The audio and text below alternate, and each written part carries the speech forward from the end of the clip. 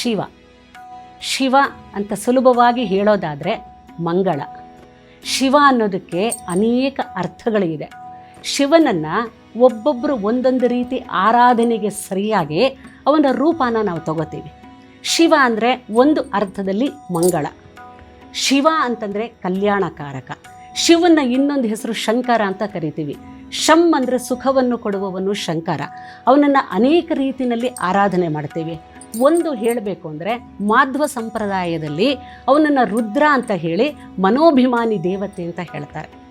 ಇನ್ನು ರುದ್ರ ಅನ್ನೋದು ಶಿವನಿಗೆ ಮತ್ತೊಂದು ಹೆಸರು.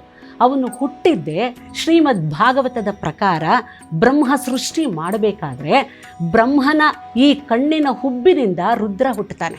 ತನಗೆ ಯಾವುದಾದ್ರೂ ಒಂದು ಹೆಸರು ಕೊಡುವಂಥ ಬ್ರಹ್ಮದೇವರನ್ನ ಕೇಳಿದಾಗ ರುದ್ರ ಅಂತ ಕೊಟ್ಟರು. ಈ ಜಗತ್ತನ್ನು ನಡೆಸುವಂತಹ ಆದಿಶಕ್ತಿ ರುದ್ರ. ಇವನಿಗೆ ಮತ್ತೊಂದು ಹೆಸರು ಸದಾಶಿವ. ಇವನಿಗೆ ಶಿವ ಅಂತ ಸಾಮಾನ್ಯವಾಗಿ ಕರೆದರೂ ಸಹ ಇವನ ಪರಬ್ರಹ್ಮ ಸ್ವರೂಪ ಸದಾಶಿವ. ಇವನಿಗೆ ಪತ್ನಿ ಮಹಾತ್ರಿಪುರ ಸುಂದರಿ. ನಾವು ಇವತ್ತು ನಮ್ಮ ಚಿಕ್ಕಬಳ್ಳಾಪುರದ ಹತ್ರ ಇರುವಂತಹ ಶಿವನ ಆರಾಧನೆನ ಅವರು ಮಾಡೋದನ್ನು ನೋಡಿದಾಗ ಆದಿಕವಿ ಶಿವ. ಈ ರೀತಿ ಅನೇಕ ರೀತಿಯಲ್ಲಿ ಶಿವನ ನಾವು ಹೇಳ್ತೀವಿ.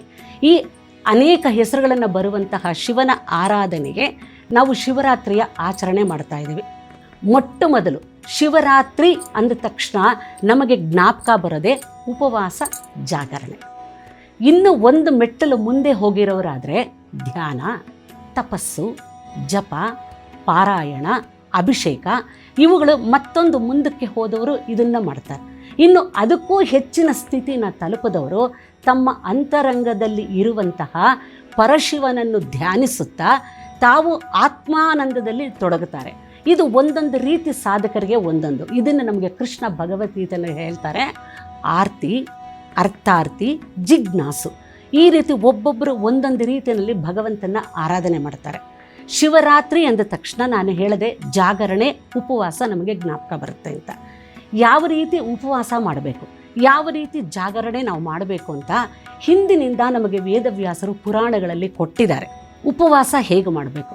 ಉಪ ಅಂದರೆ ಭಗವಂತನ ಸಮೀಪ ನಾವು ವಾಸ ಮಾಡೋದೇ ಉಪವಾಸ. ಸಾಮಾನ್ಯ ಅರ್ಥದಲ್ಲಿ ನಾವೇನು ಮಾಡ್ತೀವಿ, ಉಪವಾಸ ಅಂದ ತಕ್ಷಣ ಅದರಲ್ಲೂ ನಮ್ಮ ಬೆಂಗಳೂರಿನ ಕಡೆಯವರಾದರೆ ಅನ್ನ ತಿನ್ನಬಾರ್ದು ಅನ್ನೋ ಒಂದು ನಂಬಿಕೆ ಮೇಲೆ ನಾವಿದ್ದೀವಿ. ಆದರೆ ಈ ಶರೀರ ನಿಲ್ಲಬೇಕು ಅಂತಂದರೆ ಇದಕ್ಕೆ ಆಹಾರದ ಅವಶ್ಯಕತೆಯೇ ಇದೆ. ನಾವು ಸಂಸ್ಕೃತದಲ್ಲಿ ಹೇಳ್ತೀವಿ, ಈ ಶರೀರ ಧರ್ಮ ಸಾಧನೆಗೆ ಒಳಪಟ್ಟಿರುವಂಥದ್ದು. ಧರ್ಮ ಸಾಧನೆ ಮಾಡಬೇಕಾದ್ರೆ ಶರೀರ ಬಲವಾಗಿರಬೇಕು. ಆದ್ದರಿಂದ ಅವರವರ ದೇಹ ಪ್ರಕೃತಿಗೆ ಅನುಸಾರವಾಗಿ ಉಪವಾಸದ ಆಚರಣೆ ಒಬ್ಬೊಬ್ಬರು ಒಂದೊಂದು ರೀತಿಯಾಗಿ ಮಾಡಬಹುದು.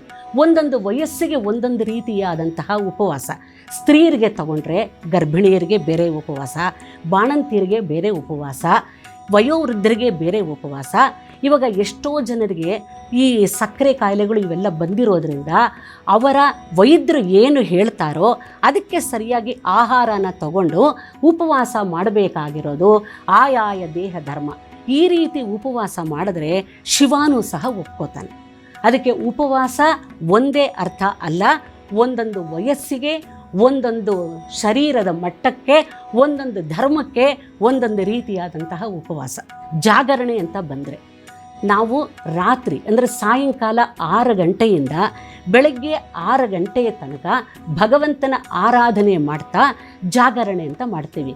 ನಾನು ಸಾಯಂಕಾಲ 6 ಗಂಟೆ ಅಂತ ಏನಕ್ಕೆ ಹೇಳಿದೆ ಅಂದರೆ ರಾತ್ರಿ ಮಾಡೋದೇ ಜಾಗರಣೆ ಅಂತ ನಾವು ಕರೆಯೋದು. ಬೆಳಗ್ಗೆ ಎದ್ದರೆ ಅದನ್ನು ಎಚ್ಚರಿಕೆ ಅಂತೀವಿ ವಿನಃ ರಾತ್ರಿ ಮಾಡಿದ್ದನ್ನು ಮಾತ್ರ ನಾವು ಜಾಗರಣೆ ಅಂತ ಹೇಳ್ತೀವಿ. ಈ ಜಾಗರಣೆ ಉಪವಾಸ ಮಾಡಬೇಕಾದ್ರೆ ಇದಕ್ಕೆ ಕೆಲವು ನಿಯಮಗಳಿವೆ. ಏನು ಅಂಥ ನಿಯಮಗಳು ಅಂತಂದರೆ, ಶಿವರಾತ್ರಿಗೆ ಹಿಂದಿನ ದಿನ ನಾವು ಫಲಹಾರನ ಸ್ವೀಕಾರ ಮಾಡಬೇಕು, ಅಂದರೆ ಹೊಟ್ಟೆ ತುಂಬ ತಿನ್ನಬಾರ್ದು ಅಂತ ಹೇಳುತ್ತೆ. ಮತ್ತು ಮಾರನೇ ಬೆಳಗ್ಗೆ ಸೂರ್ಯೋದಯಕ್ಕಿಂತ ಮುಂಚೆನೇ ಎದ್ದು ನಾವು ಈ ದೇಹನ ಶುಭ್ರಗೊಳಿಸಿ ನಿತ್ಯ ಕಾರ್ಯಕ್ರಮಗಳನ್ನೆಲ್ಲ ನಾವು ಮಾಡಿಕೊಂಡು ಶಿವನಿಗೆ ರುದ್ರಾಭಿಷೇಕವೋ ಇಲ್ಲ ಶಿವನಾಮಗಳನ್ನು ಹೇಳ್ತಾ ನಾವು ಶಿವನ ಧ್ಯಾನ ಮಾಡಬೇಕು. ನಾವು ಸ್ತ್ರೀಯರು, ಯಾಕೆಂದರೆ ನಮಗೆ ಒಂದು ರೀತಿಯಾದಂತಹ ಧರ್ಮ ಇದೆ. ನಾವು ಬೆಳಗ್ಗೆ ಎದ್ದು ಸ್ನಾನ ಮಾಡಿ ದೇವ್ರ ಮನೆಯ ಸ್ವಚ್ಛ ಮಾಡ್ತಾ ಇರಬೇಕಾದ್ರೆ ಓಂ ನಮಃ ಶಿವಾಯ, ಓಂ ನಮಃ ಶಿವಾಯ, ಇಲ್ಲ ನನಗೆ ಹಾಡುಗಳು ಬಂದರೆ ಹಾಡುಗಳು ಹೇಳ್ಕೊಳ್ಳೋದು, ರುದ್ರ ಬಂದರೆ ರುದ್ರ ಹೇಳ್ಕೊಳ್ಳೋದು, ಭಗವಂತನ ನಾಮಸ್ಮರಣೆ ಮಾಡ್ತಾ ದೇವ್ರ ಮನೆಯ ಶುದ್ಧಗೊಳಿಸ್ಕೊಂಡು ಅನಂತರ ದೇವರಿಗೆ ಏನು ನಾವು ಒಂದು ನೈವೇದ್ಯ ಮಾಡಬೇಕು ಅಂತ ಅಂದುಕೊಂಡಿರ್ತೀವೋ ಅದನ್ನು ಸಿದ್ಧ ಮಾಡಿಕೊಂಡು ಭಗವಂತನಿಗೆ ನಿವೇದನೆ ಮಾಡಿ ರುದ್ರಾಭಿಷೇಕನ ಪ್ರಾರಂಭ ಮಾಡ್ಬೋದು. ರುದ್ರಾಭಿಷೇಕ ಪ್ರಾರಂಭ ಮಾಡಬೇಕಾದ್ರೆ ಇವತ್ತಿನ ದಿನ ಸ್ಫಟಿಕ ಲಿಂಗಗಳು ಅಂತ ಚಿಕ್ಕ ಚಿಕ್ಕ ಲಿಂಗಗಳು ಸಿಕ್ಕತ್ತೆ. ನಮ್ಮ ಧರ್ಮ ಹೇಳುತ್ತೆ ಈ ಒಂದು ಹಿಡಿಗಿಂತ ಹೆಚ್ಚಾಗಿ ಇರಬಾರ್ದು ದೇವರು ಅಂತ ಹೇಳ್ತಾರೆ. ಅದು ಒಂದು ಲೆಕ್ಕಾಚಾರ ಇದೆ. ಸ್ಫಟಿಕ ಲಿಂಗನೋ ಇಲ್ಲ ಬೆಳ್ಳಿ ಲಿಂಗನೋ ಇಲ್ಲ ಮರದ ಲಿಂಗನೋ ಯಾವುದಾದರೂ ಸರಿ, ಒಂದು ಲಿಂಗವನ್ನು ತಗೊಂಡು ಅದಕ್ಕೆ ಭಗವಂತನ ಆವಾಹನೆ ಮಾಡಿ ಅವನಿಗೆ ಷೋಡಶೋಪಚಾರ ಪೂಜೆಗಳನ್ನು ಮಾಡಿ ಅವನಿಗೆ ನಾವು ರುದ್ರ ಹೇಳ್ಕೊಂಡಾದರೂ ನಾವು ಅಭಿಷೇಕ ಮಾಡ್ಬೋದು. ಎಲ್ರಿಗೂ ರುದ್ರ ಬರೋದಿಲ್ಲ. ಆದ್ದರಿಂದ ಸುಲಭವಾದಂತಹ ಮಾರ್ಗ ಓಂ ನಮಃ ಶಿವಾಯ. ಇಲ್ಲ ಓಂ ನಮಃ ಶಿವಾಯ ಹೇಳಬೇಕಾದ್ರೆ ಇದು ಗುರುಗಳಿಂದ ಮಂತ್ರೋಪದೇಶ ಆಗಬೇಕು ಅಂತ ಹೇಳ್ತಾರೆ. ಶಿವಾಯ ನಮಃ, ಶಿವಾಯ ನಮಃ ಈ ರೀತಿ ಹೇಳಿಕೊಂಡು ಭಗವಂತನಲ್ಲಿ ಮನಸ್ಸನ್ನು ಇಟ್ಟು ಮನಸ್ಸಿನ ಜೊತೆಗೆ ಈ 5 ಇಂದ್ರಿಯಗಳು ಸಹ ಭಗವಂತನ ಹತ್ರ ಇಡಬೇಕು. ಯಾವುದು 5 ಇಂದ್ರಿಯಗಳು? ಪಂಚೇಂದ್ರಿಯಗಳು: ಕಣ್ಣು, ಕಿವಿ, ಮೂಗು, ನಾಲಿಗೆ, ಬಾಯಿ. ಇವನ್ನ ಒಂದೊಂದು ಭಾಗಗಳನ್ನೂ ಸಹ ಭಗವಂತನಲ್ಲಿ ಲೀನಗೊಳಿಸ್ತಾ ಹೋಗಬೇಕು. ಸಾಮಾನ್ಯವಾಗಿ ನಮ್ಮಂಥವ್ರಿಗೆ ಭಗವಂತನ ಹತ್ರ ಮನಸ್ಸನ್ನು ಇಡೋದು ಅನ್ನೋದು ಕಷ್ಟ. ಮತ್ತೆ ಮತ್ತೆ ನಮ್ಮ ಕೈ ಮೀರಿ ಹೋಗ್ತಾ ಇರುತ್ತೆ ನಮ್ಮ ಮನಸ್ಸು. ಅದನ್ನು ಮತ್ತೆ ಎಳ್ಕೊಂಡು ಬಂದು ಭಗವಂತನ ಹತ್ರ ಇಟ್ಟು ಕಿವಿಯಿಂದ ಭಗವಂತನ ನಾಮನ ಕೇಳ್ಕೊತಾ ಇರಬೇಕು, ಕಣ್ಣಿಂದ ಭಗವಂತನ ನೋಡ್ತಾ ಇರಬೇಕು, ಬಾಯಿಂದ ಭಗವಂತನ ನಾಮನ ಹೇಳಿಕೊಂಡು ಶಿವರಾತ್ರಿಯ ದಿನ ಅಂತ ನಾನು ಒತ್ತಿ ಯಾಕೆ ಹೇಳ್ತಾ ಇದ್ದೀನಿ ಅಂತಂದರೆ, ಆವತ್ತಿನ ದಿನ ಅಭಿಷೇಕಕ್ಕೆ ಪಾರಾಯಣಕ್ಕೆ ಪ್ರಶಸ್ತವಾದಂತಹ ದಿನ. ಆವತ್ತಿನ ದಿನ ಶಿವನ್ನ ನಾವು ಆರಾಧನೆ ಮಾಡಿದ್ವಿ ಅಂತಂದರೆ ಭಗವಂತ ಅನೇಕ ಜನ್ಮಗಳ ಪಾಪಗಳನ್ನು ಕಳೀತಾನೆ, ನಮಗೆ ಅಖಂಡವಾದಂತಹ ಪುಣ್ಯ ಕೊಡ್ತಾನೆ ಅಂತ ವ್ಯಾಖ್ಯಾನಕಾರರು, ತಿಳಿದಿರುವಂಥವರು ಪುರಾಣಗಳಲ್ಲಿ ನಮಗೆ ಹೇಳ್ತಾ ಹೋಗ್ತಾರೆ. ಹಾಗಾಗಿ ನಾವು ಶಿವರಾತ್ರಿ ದಿನ ಬೆಳಗ್ಗೆ ರುದ್ರಾಭಿಷೇಕ ಮಾಡಿ ಅನಂತರ ನಮ್ಮ ದೇಹ ನಿಲುಗಡೆಗೆ ಬರೋದಕ್ಕೆ ನಾವು ಚಿಕ್ಕದಾಗಿ ಒಂದು ಉಪಹಾರವೋ ಹಾಲೋ ಹಣ್ಣನ್ನು ತಗೊಂಡು ಭಗವಂತನ ನಾಮಸ್ಮರಣೆ ಮಾಡ್ತಾ ದಿನ ಕಳೆಯಬೇಕು. ಇದಕ್ಕೆ ನಮಗೆ ದಾಸರು ಒಂದು ಹಾಡ್ಕೊಳ್ತಾರೆ: ನರಜನ್ಮ ಬಂದಾಗ ನಾಲಿಗೆ ಇರುವಾಗ ಕೃಷ್ಣ ಎನಬಾರದೆ, ಕೃಷ್ಣನ ನೆನೆದರೆ ಕಷ್ಟ ಒಂದಿಷ್ಟಿಲ್ಲ, ಕೃಷ್ಣ ಎನಬಾರದೆ. ನರಜನ್ಮ ಬಂದಾಗ ನಾಲಿಗೆ ಇರುವಾಗ ಕೃಷ್ಣ ಎನಬಾರದೆ, ಮಲಗಿದ್ದು ಮೈ ಮುರಿದೇಳುತ್ತಲೊಮ್ಮೆ ಕೃಷ್ಣ ಎನಬಾರದೆ, ಸುಳಿದಾಡುತ್ತ ಮನೆಯೊಳಗಾದರೂ ಒಮ್ಮೆ ಕೃಷ್ಣ ಎನಬಾರದೆ. ನರಜನ್ಮ ಬಂದಾಗ ನಾಲಿಗೆ ಇರುವಾಗ ಕೃಷ್ಣ ಎನಬಾರದೆ. ಭಗವಂತನ ನಾಮಸ್ಮರಣೆ ಮಾಡ್ಕೋತಾ ಆವತ್ತಿನ ದಿನಾನು ಕಳೆಯಬೇಕು. ನಾನು ಎಷ್ಟೋ ಕಡೆ ನೋಡ್ತೀನಿ, ಜಾಗರಣೆ ಉಪವಾಸ ಅಂದ ತಕ್ಷಣ ಇವತ್ತು ಮನೆಯಲ್ಲಿ ಏನು ಕೆಲಸ ಇಲ್ಲ, ಆದ್ದರಿಂದ ಒಂಚೂರು ಟಿ ವಿ ಸೀರಿಯಲ್ಗಳು ಯಾವುದನ್ನು ನೋಡಿಕೊಂಡು ಮನೆಯಲ್ಲಿ ಕಾಲ ಕಳೀಬಹುದು ಅಂತ ಅನ್ಕೋತಾರೆ. ಅದರಷ್ಟು ಕೆಟ್ಟ ಜಾಗರಣೆ ಮತ್ತೊಂದಿಲ್ಲ. ಆವತ್ತು ಭಗವಂತನ ನಾಮಸ್ಮರಣೆಯೇ ಮುಖ್ಯ. ಸಾಯಂಕಾಲ 6 ಗಂಟೆಯಿಂದ ಬೆಳಗ್ಗೆ 6 ಗಂಟೆ ತನಕ 4 ಯಾಮದ ಪೂಜೆ ಅಂತ ಹೇಳ್ತೀವಿ. ಅಂದರೆ 2:15 ಗಂಟೆ ಹೊತ್ತಿಗೆ 6 ಗಂಟೆಗೆ ನಾವು ಶುರು ಮಾಡಿದ್ರೆ 8:15 ತನಕ 1 ಯಾಮದ ಪೂಜೆ. ಈ ದೇಹ ನಿಲುಗಡೆಗೆ ಬರಬೇಕು ಅಂದರೆ ನಾವು ಅರ್ಧ ಗಂಟೆಗಳ ಕಾಲ ಒಂದು ವಿಶ್ರಾಮ ತಗೋಬೇಕು. ಒಂದು ಸಾಲಿ ನಮಗೆ ಅಭಿಷೇಕಕ್ಕೂ ಅಷ್ಟೇ ಹೇಳಬೇಕಾದ್ರೆ ಹಾಲು, ಮೊಸರು, ತುಪ್ಪ, ಜೇನುತುಪ್ಪ, ಸಕ್ಕರೆ ಈ ರೀತಿಯಾಗಿ ಅಭಿಷೇಕ ಮಾಡಬೇಕು ಅಂತ ಹೇಳ್ತಾರೆ. ಈ ರೀತಿ ಯಾಕೆ ಮಾಡಬೇಕು ಅಂದರೆ ಇದಕ್ಕೆ ಒಂದೊಂದಕ್ಕೆ ಒಂದೊಂದು ಬಹಳ ಅರ್ಥಗಳಿದೆ.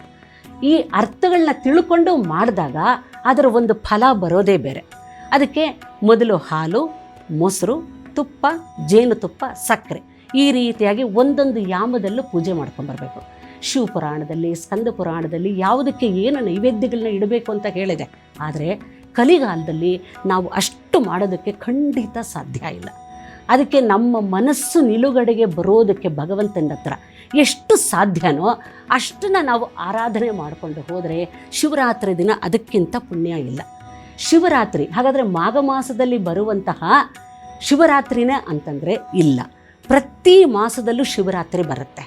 ಪ್ರತಿ ಮಾಸದಲ್ಲೂ ಶಿವರಾತ್ರಿ, ಅದನ್ನು ಮಾಸ ಶಿವರಾತ್ರಿ ಅಂತೀವಿ.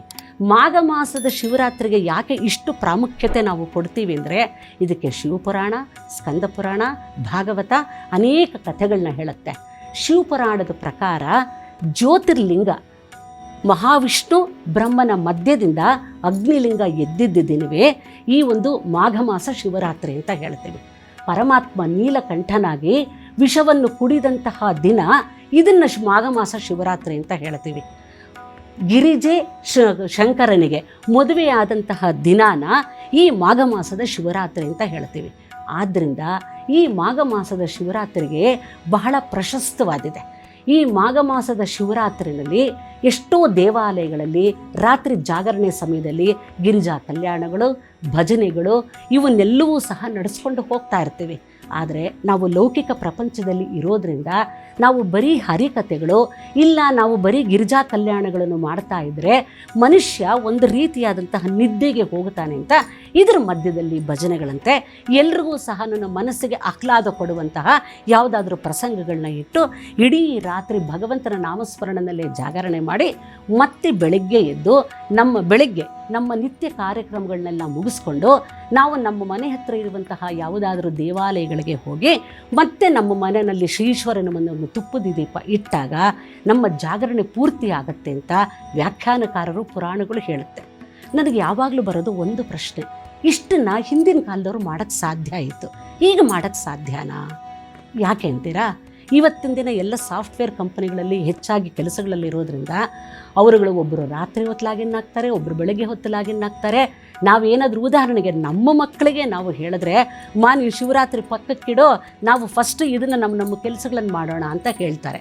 ಆದ್ದರಿಂದ ಇವತ್ತಿನ ಕಲಿಗಾಲಕ್ಕೆ ಸರಿಯಾಗಿ, ಅದರಲ್ಲೂ ನಮ್ಮ ಬೆಂಗಳೂರಿನ ವಾತಾವರಣಕ್ಕೆ ಸರಿಯಾಗಿ ನಾವು ಇರೋ ಕಡೆ ಭಗವಂತನ ತಿಳಿಯೋ ಅಷ್ಟು ಅದಕ್ಕಿಂತ ಉತ್ತಮವಾದ್ದು ಇಲ್ಲ.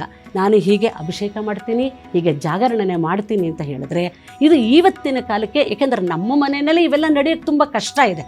ಅದಕ್ಕೆ ನಮಗೆ ಎಷ್ಟು ಸಾಧ್ಯನೋ ಅಷ್ಟು ಭಗವಂತನ ನಾಮಸ್ಮರಣೆ ಮಾಡೋದು. ನಾನು ಆವಾಗಲೇ ಹೇಳಿದೆ, ಪರಮಾತ್ಮ ನೀಲಕಂಠ ಅವನು ವಿಷವನ್ನು ಕುಡಿದ ದಿನವೇ ಮಾಘ ಮಾಸದ ಈ ಶಿವರಾತ್ರಿ ದಿನ ಅಂತ. ಇದಕ್ಕೆ ಶ್ರೀಮದ್ ಭಾಗವತ, ಸ್ಕಂದ ಪುರಾಣ ಎರಡರಲ್ಲೂ ಸಹ ಶಿವಪುರಾಣ, ಇನ್ನು ಬೇರೆ ಬೇರೆ ಪುರಾಣಗಳಲ್ಲಿ ಇದೆ. ನಾನು ಈ 3 ಪುರಾಣಗಳನ್ನು ಓದಿರೋದ್ರಿಂದ ಇದನ್ನು ನಾನು ಘಂಟಾಘೋಷವಾಗಿ ಹೇಳಬಲ್ಲೆ. ಶ್ರೀಮದ್ ಭಾಗವತ ಪ್ರಕಾರ ತಗೊಂಡ್ರೆ, ಸ್ಕಂದ ಪುರಾಣದ ಪ್ರಕಾರನೂ ತಗೊಂಡ್ರೆ ಈ ಯಾವುದು ಇಂದ್ರಾದಿ ದೇವತೆಗಳು ಆಮೇಲೆ ರಾಕ್ಷಸರು ಇಬ್ಬರೂ ಸಹನೂ ಕ್ಷೀರಸಾಗರನ ಮಥನ ಮಾಡಿದ್ರು. ಆ ಮಥನ ಮಾಡಬೇಕಾದ್ರೆ ಮಹಾವಿಷ್ಣು ಒಂದೊಂದು ರೂಪದಲ್ಲಿ ನಿಂತು ಕ್ಷೀರಸಾಗರದ ಮಥನಕ್ಕೆ ಸಹಾಯ ಮಾಡಿದ. ಕ್ಷೀರಸಾಗರ ಮಥನ ಮಾಡಬೇಕಾದ್ರೆ ಮೊಟ್ಟ ಮೊದಲು ಹುಟ್ಟಿದ್ದೇ ಹಾಲಾಹಲ. ಮೊಟ್ಟ ಮೊದಲು ಹುಟ್ಟಿದ್ದೆ ಯಾವುದು? ಹಾಲಾಹಲ ಹುಟ್ಟಿತು.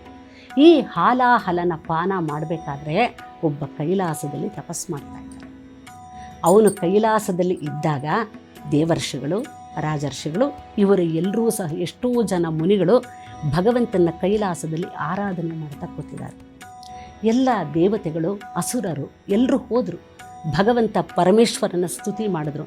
ದೇವದೇವ, ಮಹಾದೇವ, ಭೂತೇಶ, ಭೂತಭಾವನ. ಸಮುದ್ರ ಮಥನದ ಸಮಯದಲ್ಲಿ ಹಾಲಾಹಲ ಎದ್ದಿದೆ, ನೀನಲ್ಲದೆ ಈ ಹಾಲಾಹಲನ ಕುಡಿದು ಜಗತ್ತನ್ನು ರಕ್ಷಣೆ ಮಾಡೋರು ಯಾರೂ ಇಲ್ಲ ಅಂತ ಭಾಗವತದಲ್ಲಿ ಸುಮಾರು ಒಂದು 20-25 ಶ್ಲೋಕಗಳಲ್ಲಿ ದೇವತೆಗಳು ಪರಮೇಶ್ವರನ ಸ್ತುತಿ ಮಾಡಿದ್ರು. ಸ್ತುತಿ ಮಾಡಿದಾಗ ಪರಮೇಶ್ವರ, ನಾವು ಇವತ್ತು ಗೃಹಸ್ಥ ಜೀವನದ ಚಿತ್ರನ ನೋಡಿದ್ರೆ ಪಾರ್ವತಿ ಪರಮೇಶ್ವರನ ಎಡತೊಡೆ ಮೇಲೆ ಕೂತಿರ್ತಾಳೆ. ಒಂದು ಕಡೆ ಸುಬ್ರಹ್ಮಣ್ಯ ಸ್ವಾಮಿ, ಒಂದು ಕಡೆ ಗಣೇಶ ಇರ್ತಾರೆ. ಪೂರ್ತಿ ಸಂಸಾರ ಇರುವಂತಹ ಚಿತ್ರಣ ಕಾಣೋದು ನಮಗೆ ಪಾರ್ವತಿ ಪರಮೇಶ್ವರರ ಚಿತ್ರಣ. ಪಾರ್ವತಿನ ಕೇಳ್ತಾನೆ ಗೃಹಸ್ಥ ಧರ್ಮ, ಪಾರ್ವತಿ ಲೋಕ ಕಲ್ಯಾಣಕ್ಕೋಸ್ಕರ ಹಾಲಾಹಲ ಉದ್ಭವ ಆಗಿರಿದೆ, ಈ ಲೋಕನ ಕಾಪಾಡೋದಕ್ಕೋಸ್ಕರ ನಾನು ಹಾಲಾಹಲನ ಕುಡಿಲೇಬೇಕಾಗಿದೆ, ಇದಕ್ಕೆ ನಿನ್ನ ಒಪ್ಪಿಗೆ ಕೊಡು ಅಂತ ಕೇಳಿದೆ. ಪಾರ್ವತಿ, ಜಗತ್ತಿನ ಕಲ್ಯಾಣ ಆಗಬೇಕು, ಜಗತ್ತಿನ ಕಲ್ಯಾಣಕ್ಕೋಸ್ಕರ ಭಗವಂತನ ಹಾಲಾಹಲ ಕುಡೀರಿ ಅಂತಂದರು. ಇದನ್ನೇ ಸೌಂದರ್ಯ ಲಹರಿನಲ್ಲಿ ಭಗವತ್ಪಾದರು ಹೇಳ್ತಾರೆ, ಸುಧಾಮಪ್ಯಸ್ವಾದ್ಯ ಪ್ರತಿಭಯ ಜರಾ ಮೃತ್ಯುಹರಣೀಂ ವಿಪದ್ಯಂತೆ ವಿಶ್ವೇ ವಿಧಿಶತಮಖಾದ್ಯ ದಿವಿಷದಃ ಕರಾಲಂ ಯಕ್ಷ್ವೇಲಂ ಕಬಲಿತವತಃ ಕಾಲಕಲನಾ ನ ಶಂಭೋಸ್ತ್ವನ್ಮೂಲಂ ತವ ಜನನಿ ತಾಟಂಕ ಮಹಿಮಾ. ಭಗವಂತ ಆ ವಿಷಾನ ಕುಡಿಯೋಕ್ಕೆ ಹೋಗಬೇಕಾದ್ರೆ, ಪರಮೇಶ್ವರ ಈ ನನ್ನ ತಾಟಂಕಗಳ ಮಹಿಮೆಯಿಂದ ನನಗೆ ಯಾವಾಗಲೂ ಸಹ ಸೌಮಂಗಲ್ಯ ಅನ್ನೋದು ನನಗೆ ಯಾವಾಗಲೂ ಇರುವಂತಹದ್ದು. ನೀವು ಹೋಗಿ ಆಲಾಹಲನ ಕುಡಿದ್ರೂ ಸಹ ನಿಮ್ಮ ನೀಲಕಂಠ ಅಂತ ಮುಂದೆ ಹೆಸರು ಬರುತ್ತೆ ವಿನಃ ನನ್ನ ಸೌಮಂಗಲ್ಯಕ್ಕೆ ಯಾವುದೇ ತೊಂದರೆ ಬರೋದಿಲ್ಲ, ನೀವು ಹಾಲಾಹಲನ ಕುಡೀರಿ ಅಂತ ದೇವಿ ಹೇಳಿದಾಗ ಪರಮೇಶ್ವರ ಆ ಕ್ಷೀರಸಾಗರದ ಹತ್ರ ಹೋಗಿ ಆ 14 ಲೋಕಗಳು ವ್ಯಾಪಿಸಿರುವಂತಹ ಹಾಲಾಹಲನ ಕೇವಲ ಒಂದು ಉದ್ದರಣೆಯ ನೀರನ್ನಾಗಿ ಮಾಡಿಕೊಂಡು ಹಾಲಾಹಲನ ಕುಡಿದ. ಪರಮೇಶ್ವರ ಹಾಲಾಹಲನ ಕುಡಿಬೇಕಾದ್ರೆ ಅವನ ಕೈಯಿಂದ ಬಿದ್ದಂತಹ 1-2 ತೊಟ್ಟು ವಿಷವೇ ಇವತ್ತು ವಿಷಜಂತುಗಳು, ಹಾವು, ಚೇಳುಗಳು, ಮಂಡ್ರಗಬ್ಬಗಳು, ಇವನ್ನೆಲ್ಲ ವಿಷಜಂತುಗಳು ಅಂತ ಏನು ಹೇಳ್ತೀವೋ, ಪರಮೇಶ್ವರನ ಕೈಯಿಂದ ಬಿದ್ದಂತಹ ಒಂದೇ ಒಂದು ತೊಟ್ಟಿನಿಂದ ಬಂದಂತಹ ವಿಷಜಂತುಗಳು. ಅಕಸ್ಮಾತ್ ಅವನೇನಾದರೂ ಹಾಲಾಹಲ ಕುಡಿದೆ ಇಡೀ ವಿಷ ಜಗತ್ತನ್ನು ವ್ಯಾಪಿಸ್ಬಿಟ್ಟಿದ್ದರೆ ಜಗತ್ತಿನ ಗತಿ ಏನಾಗುತ್ತಿತ್ತು? ಪರಮೇಶ್ವರ ಹಾಲಾಹಲನ ಕುಡಿದ ತಕ್ಷಣ ಬಂದ್ಲು ಪಾರ್ವತಿ, ಕತ್ತು ಹಿಡಿದ್ಲು. ಪರಮೇಶ್ವರ ಇಲ್ಲಿ ನೀಲಕಂಠನಾದ. ಯಾಕೆ? ಪರಮೇಶ್ವರನ ನಾಭಿ ಪ್ರದೇಶದಲ್ಲಿ ಜಗತ್ತಿನ ಜೀವರಾಶಿಗಳೆಲ್ಲವೂ ಅಡಗಿದೆ. ಪರಮಾತ್ಮ ನಿನ್ನ ಕಂಠದಿಂದ ನಿನ್ನ ನಾಭಿ ಪ್ರದೇಶಕ್ಕೇನಾದರೂ ಸಹ ಈ ವಿಷ ಹೋದರೆ ಜಗತ್ತಿನ ಜೀವರಾಶಿಗಳನ್ನು ಕಾಪಾಡೋರು ಯಾರು ಅಂತ ಮಹಾತಾಯಿ ಪಾರ್ವತಿ ದೇವಿ ಬಂದು ಭಗವಂತನ ನೀಲಕಂಠನನ್ನಾಗಿ ಮಾಡಿ ಕತ್ತು ಹಿಡಿದುಬಿಟ್ಲು. ಇವತ್ತಿಗೂ ಸಹ ನಾವು ಪರಮೇಶ್ವರನ್ನ ನೋಡಬೇಕಾದ್ರೆ ನೀಲಕಂಠನಾಗಿ ನಾವು ಹೇಳ್ತೇವೆ. ನಮಗೆ ಎಷ್ಟೋ ಒಂದು ಕಡೆ ಭಜನೆಗಳೆಲ್ಲ ಏನೋ ನೀಲಕಂಠ ನಂಜುಂಡ ಮಹದೇವನೇ ಜಗವ ರಕ್ಷಿಸಲು ನೀನು ಹಾಲಾಹಲ ಪಾನ ಮಾಡಿದವನೇ, ನೀಲಕಂಠ ನಂಜುಂಡ ಮಹದೇವನೇ. ನಾವು ಇವನ್ನ ಭಜನಾ ರೂಪಗಳಲ್ಲಿ ಹಾಡ್ತೀವಿ. ಹಾಗೆ ಹಾಡಿದಾಗ ಭಗವಂತ ನೀಲಕಂಠನಾಗಿದ್ದು ನಮ್ಮ ಕಣ್ಣು ಮುಂದೆ ಆ ಪ್ರಸಂಗಗಳೆಲ್ಲವೂ ಸಹ ಹಾದು ಹೋಗುತ್ತೆ. ಶಿವರಾತ್ರಿಯ ಜಾಗರಣೆ ಮಾಡಿದಾಗ, ಭಜನೆಗಳು ಮಾಡಿದಾಗ ಇದೇ ನಮಗೆ ಮುಖ್ಯವಾಗಿ ಬೇಕಾಗಿರೋದು. ಹಾಗಾದರೆ ಜಾಗರಣೆ ಮಾಡೋದ್ರಿಂದ ಇದರಿಂದ ಪುಣ್ಯ ಬರುತ್ತೆ, ನಮ್ಮ ಪಾಪಗಳೆಲ್ಲ ಕಳೆಯುತ್ತೆ ಅನ್ನೋಕ್ಕೆ ಯಾವುದಾದ್ರೂ ಪುರಾಣದಲ್ಲಿ ಆಧಾರ ಇದೆಯಾ ಅಂತ ನೀವು ನನ್ನನ್ನು ಕೇಳೋದಾದರೆ ಖಂಡಿತ ಸ್ಕಂದ ಪುರಾಣ, ಕಾಶಿಖಂಡ, ಇಲ್ಲ ಈ ನಮ್ಮ ಶಿವರಾತ್ರಿ ಮಹಿಮೆಗಳೇ ಇರುವಂತಹದ್ದು ಸ್ಕಂದ ಪುರಾಣದಲ್ಲಿ ಅದರದ್ದು ಒಂದು ಅಧ್ಯಾಯ ಇದೆ. ಸ್ಕಂದ ಪುರಾಣದ ಪ್ರಕಾರ ನೋಡಿ, ಪುರಾಣದ ಕಥೆಗಳನ್ನ ನಾವು ಕೇಳಿದಾಕ್ಷಣಕ್ಕೆ ಅದನ್ನು ತಪ್ಪಾಗಿ ನಾವು ಭಾವಿಸಬಾರ್ದು. ಮುಂದೆ ಅದರಲ್ಲಿ ಬರುವಂತಹ ಏನು ಫಲಿತಾಂಶ ಇದೆಯೋ, ಓಹೋ ಇಷ್ಟು ಪಾಪ ಮಾಡಿದವನಿಗೆ ಭಗವಂತ ಅವನನ್ನು ಉನ್ನತಿಗೆ ಕರ್ಕೊಂಡು ಹೋದ, ಕೆಲವು ಕಡೆ ಮೋಕ್ಷಾನೇ ಕೊಟ್ಟ ಅನ್ನೋದಾದರೆ, ಹಾಗಾದರೆ ನಾನು ಮಾಡಿರುವಂತಹ ಕಿಂಚಿತ್ ಪಾಪಗಳನ್ನ ಪರಮಾತ್ಮ ಶಿವರಾತ್ರಿಯ ಜಾಗರಣೆ, ಉಪವಾಸ, ಭಕ್ತಿ, ಧ್ಯಾನ, ಜಪ ಇವುಗಳಿಂದ ಕಳೀತಾನೆ ಅಂತ ನಂಬಿಕೆ ಮೇಲೆ ನಾವು ಮಾಡಬೇಕು. ಇದಕ್ಕೆ ಒಂದು ಸ್ಕಂದ ಪುರಾಣದ ಒಂದು ಕಥೆ ಹೇಳ್ತೀರಿ. ಇಕ್ಷ್ವಾಕು ವಂಶದಲ್ಲಿ ಮಿತ್ರಹಸ ಎನ್ನುವಂತಹ ಒಬ್ಬ ರಾಜ. ಅವನು ಬಹಳ, ನಾವು ಯಾವುದಾದ್ರೂ ಒಬ್ಬ ರಾಜನಿಗೆ ಹೇಳಬೇಕಾದ್ರೆ ಅವನಿಗೆ ಕೆಲವು ಗುಣಗಳನ್ನು ಹೇಳ್ತೀವಿ. ಅವನು ಪ್ರಜಾಪಾಲಕ, ಅವನು ಧರ್ಮನ ಪರಿಪಾಲನೆ ಮಾಡ್ತಾ ಇದ್ದ, ವೇದಗಳನ್ನೆಲ್ಲ ಗೊತ್ತಿತ್ತು, ಸಾಧು ಸಜ್ಜನರ ಸೇವೆ ಮಾಡ್ತಿದ್ದ. ಈ ರೀತಿ ನಮ್ಮ ಹಿಂದೂ ರಾಜರುಗಳಿಗೆ, ನನ್ನ ಹಿಂದೂ ಧರ್ಮದಲ್ಲಿ ಈ ರೀತಿ ಅನೇಕ ರಾಜರು ಇದ್ದಾರೆ. ಆದರೆ ಈ ಮಿತ್ರಹಸ ಎನ್ನುವಂತಹ ರಾಜನಿಗೆ ಬೇಟೆ ಆಡೋದರಲ್ಲಿ ಬಹಳ ಆಸೆ ಇತ್ತು. ಮೊದಲೇ ರಾಜ ಬೇಟೆ ಆಡೋದರಲ್ಲಿ ಬಹಳ ಆಸೆ ಇದ್ದಿದ್ದರಿಂದ ಮತ್ತೆ ಮತ್ತೆ ಮತ್ತೆ ಬೇಟೆಗೆ ಹೋಗ್ತಾ ಇದ್ದ. ಬೇಟೆಗೆ ಹೋದಾಗ ಪ್ರಾಣಿಗಳನ್ನ ಸಂಹಾರ ಮಾಡ್ತಾ ಮಾಡ್ತಾ ಒಬ್ಬ ರಾಕ್ಷಸನ್ನು ಸಂಹಾರ ಮಾಡ್ದ.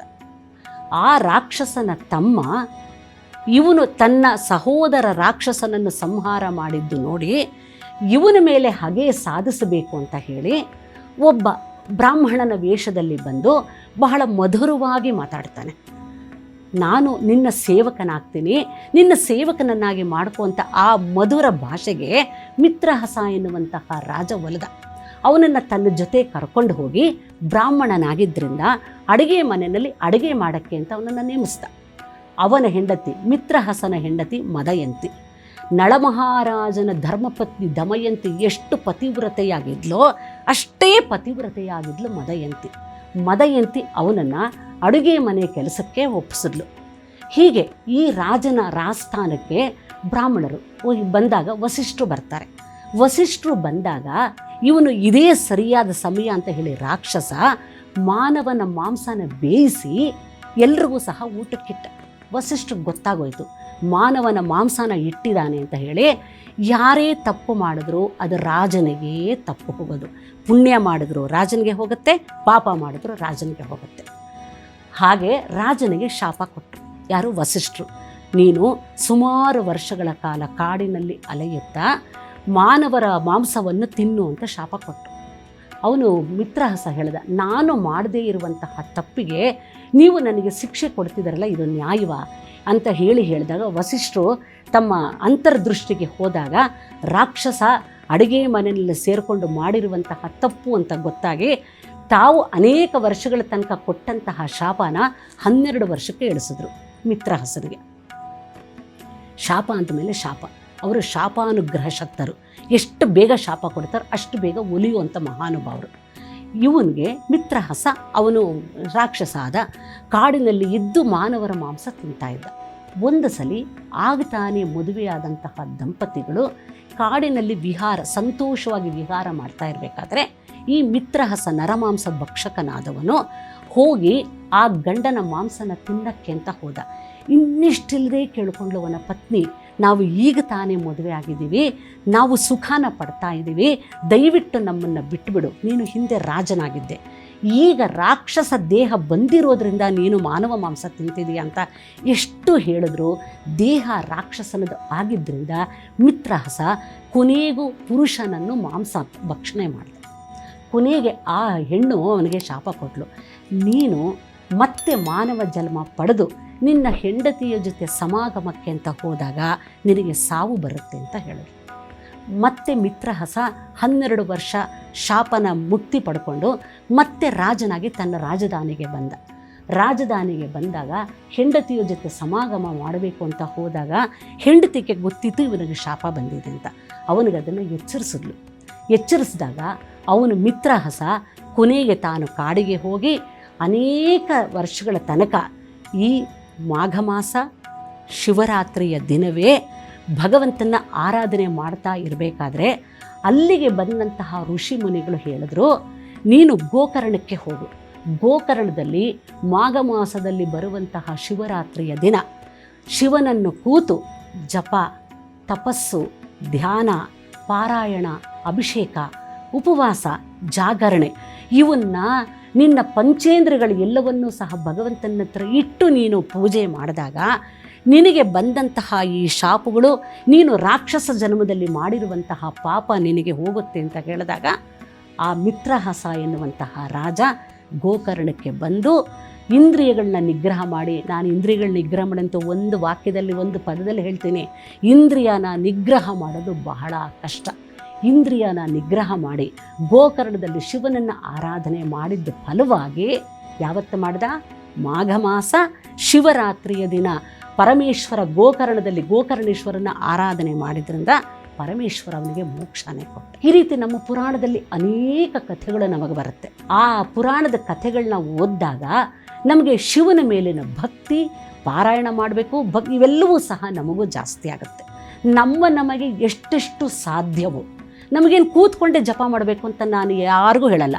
ನನ್ನ ಎಲ್ಲ ವಿದ್ಯಾರ್ಥಿಗಳಿಗೂ ನಾನು ಹೇಳೋದಷ್ಟೇ, ಓಡಾಡ್ತಾ ಇರಬೇಕಾದ್ರೆ, ಅಡುಗೆ ಮಾಡ್ತಾ ಇರಬೇಕಾದ್ರೆ, ನಾವು ಸ್ನಾನ ಮಾಡ್ತಾ ಇರಬೇಕಾದ್ರೆ, ಮಲಗಿಕೊಂಡಿರಬೇಕಾದ್ರೆ, ಒಂದು ನಮ್ಮ ನಿತ್ಯ ಕೆಲಸಗಳನ್ನು ಮಾಡಬೇಕಾದ್ರೆ ಓಂ ನಮಃ ಶಿವಾಯ, ಓಂ ನಮಃ ಶಿವಾಯ, ಓಂ ನಮಃ ಶಿವಾಯ ಇದನ್ನು ಜಪ ಮಾಡಿ ನಾವು ಪುಣ್ಯನ ಸಂಪಾದನೆ ಮಾಡಿಕೊಂಡು ಅಂದರೆ ನಮ್ಮ ಎಷ್ಟೋ ಜನ್ಮಗಳ ಪಾಪಗಳು ಕಳೆದು ಪರಮಾತ್ಮ ಮೋಕ್ಷ ಅವನಿಗೆ ಬಿಟ್ಟಿದ್ದು, ಅದು ನನಗೂ ಗೊತ್ತಿಲ್ಲ. ನಾವು ಜಪ ತಪ ಮಾಡೋದು ಮಾತ್ರ ನಮ್ಮ ಕರ್ತವ್ಯ, ಮಿಕ್ಕಿದ್ದು ಭಗವಂತನಿಗೆ ಬಿಟ್ಟಿದ್ದು.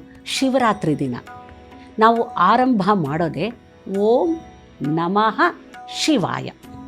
ಶಿವ ಅಂದರೆ ಮಂಗಳ ಸ್ವರೂಪ, ಶಿವ ಅಂದರೆ ಸುಖ ಕೊಡೋನು, ಶಿವ ಅಂದರೆ ವರಗಳನ್ನು ಕೊಡೋನು. ಓಂ ನಮಃ ಶಿವಾಯ ಇದು ಸಂಸ್ಕೃತದಲ್ಲಿ ನಾವು ಹೇಳುವಂಥದ್ದು. ಇದನ್ನು ನಾನು ಕನ್ನಡಕ್ಕೆ ತಗೊಂಡಾಗ ಶಿವಾಯ, ಶಿವನಿಗೆ ನಮಃ ನಮಸ್ಕಾರ.